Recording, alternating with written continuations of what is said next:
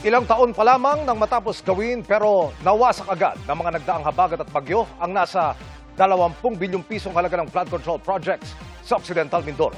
Paniwala ng gobernador ng lalawigan, mababa ang kalidad ng mga ginamit na materyales. Nakatutok doon live, JV Sorian. JV!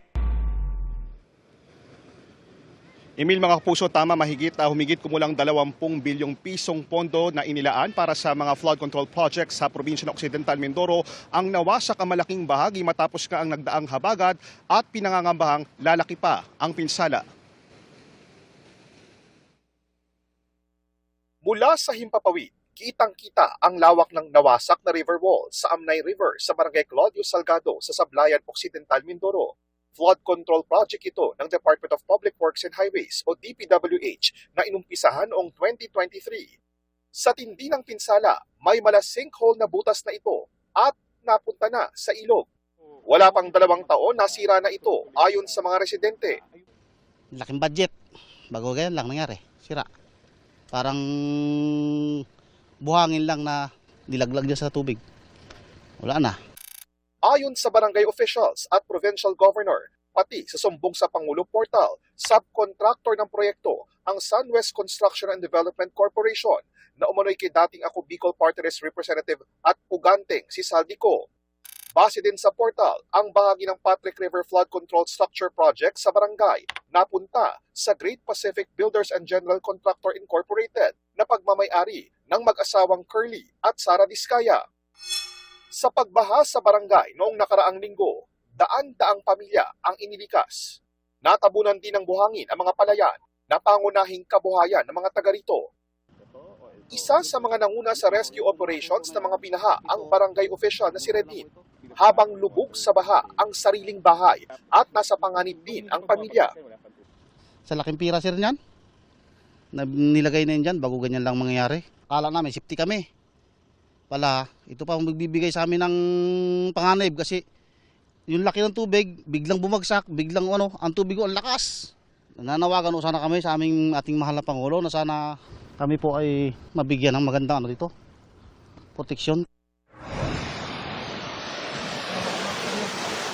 Nasira rin ang iba't ibang bahagi ng ibang flood control project sa Sablayan, gaya sa bahagi ng Amnay River sa barangay Santo Lucia.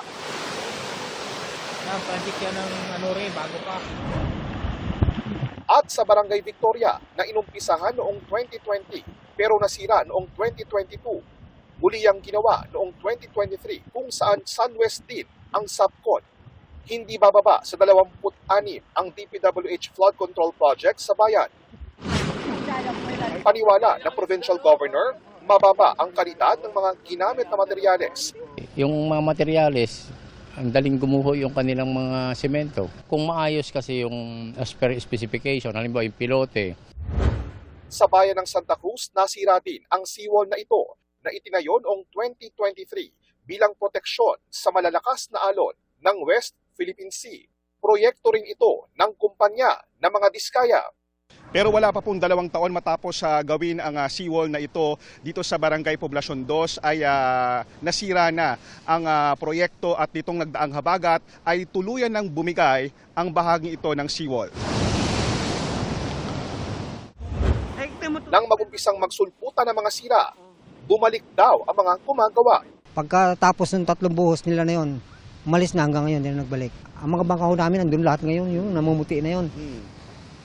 Ito po namang aming bahay, yun ang malaking epekto kapag hindi ito nangyari. Hindi po kasi nakipag-coordinate sila sa barangay at saka sa munisipyo.